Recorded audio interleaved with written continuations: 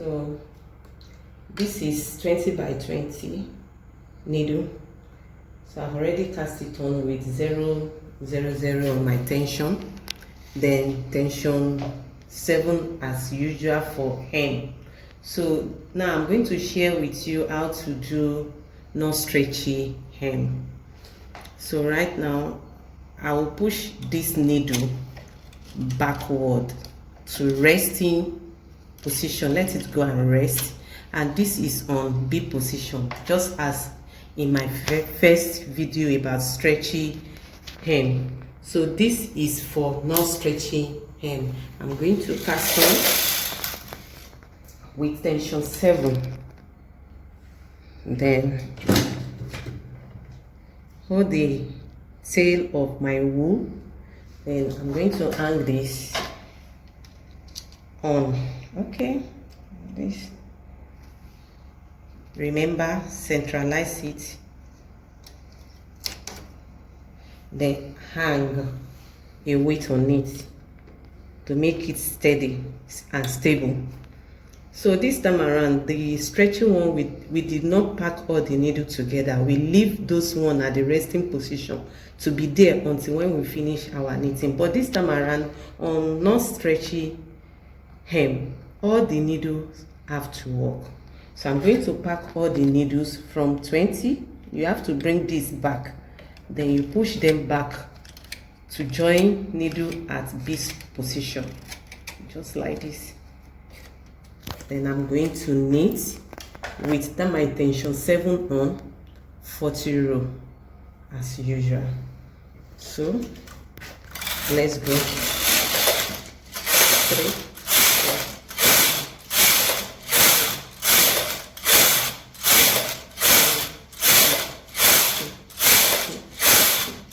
3, 17, 18, 19, 20. This is 20. At this junction, you can introduce any design to this, in which I'm going to share that in another video entirely, how to decorate your hem.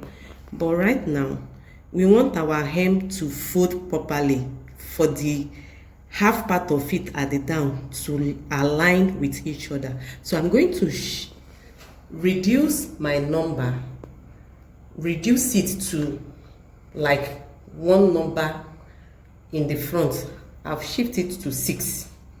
So I'm going to knit only one row. After knitting 20 at the half of what you intend knitting. If you intend knitting maybe 50, you have to at 25 row, the 26 have to be on tighter tension. So now we are at 20. So I've already shifted my tension to 6 to knit only one tighter row than usual. So I'm going to go 1, that is 21, then go back to 7, go back to 7 and continue. That's 21, 22, 23, 24, 5, 6,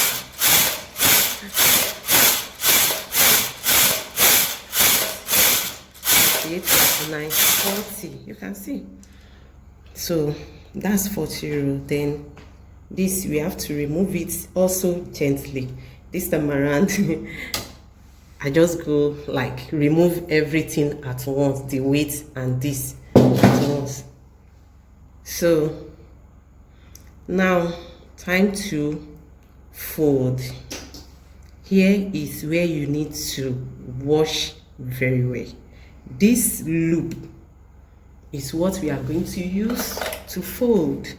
I really enjoy this part. I love this part.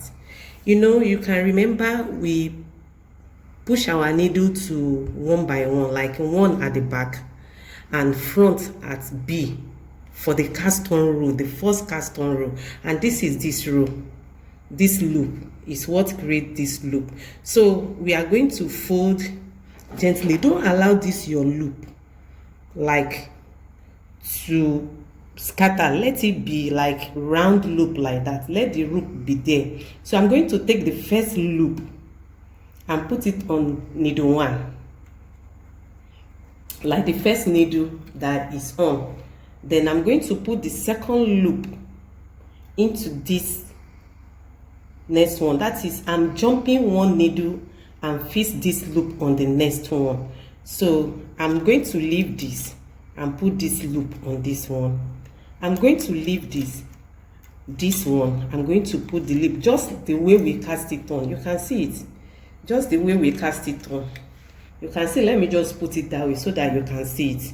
So I'm going to put it like that. You see it, the loop have to be like this to fold it. If you don't follow it that way, it's going to be bend. The folding is not going to align, it's going to bend. So you have to calculate it this way to have a well lapped folding. You can see it.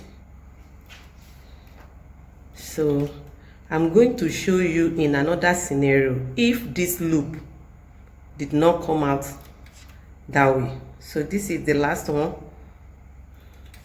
You can see. So I'm going to show you a scenario if this loop did not come out that way. For instance, let me remove it gently and let's see. Oh, sorry. Let me just make it like half of it that has a scenario that there is no loop on it. What you will use to do. Let me remove it down to this place. Okay. So let's say there's no loop. Here there's no loop. Everything become plain. So what you are going to do is you start counting this knot. This is one stitch and the second stitch. You take the loop at the back of the second stitch. You can see it. This is one stitch and this is the second one. So you draw a loop out at the second count of the stitches, then you hang it on. This is another stitch and this is another stitch. So you take this loop up and count it. In a scenario that you did not have any loop at all after casting, or maybe your weight drag it and it did not show up a loop, so you have to count stitch 1 and stitch 2. You drag a loop up and hang it. Then this is another 1 and 2. You drag the loop up and hang it. This is 1 and 2. You drag another loop out, just like that. You can see the way this part of it join together. You can see it. So you take 1 and 2, then you drag this loop up, then just like that, 1 and 2, you drag a loop up, then this last one you find a loop and drag it up. Yes, so I hope you get it. So this is it. Then you push it to the front, all the needle together, you push them to the front just like this, to make sure that you secure all the stitches. They are not dropping, they are okay. So we are going to change our tension back to a bigger tension to knit the body of the work, assuming you are knitting maybe anything you want to knit, and this is the hem, the non-stretchy hem. So you want to knit up. Let's see how it's going to be after knitting up. 1, 2.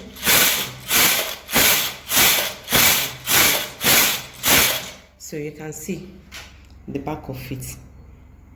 You can see the back of the work. At times when you want it close, you can see here you have a lot of loop on it. A loop is showing very well that this is where you fold it, and look at this side, it's a little bit closer. So at times you can use your hand to close up the loop to make it tighter, like close to each other. Then you loose the loop, like drag your wool to close up the loop. Then you start to count your stitches so that the loop on it will not be showing up like this.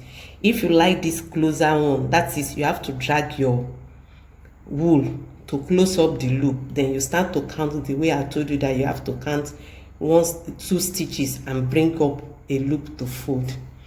I hope this really help people that need to do no stretchy hem. You see it, you can see the way the half of it by knitting one tighter row than the normal tension. You see the way it's just balanced at that start. So I hope this really help you and you try it, and let me have comments on how you see the work on it. So thank you for watching. Subscribe to my channel and like my video. God bless you.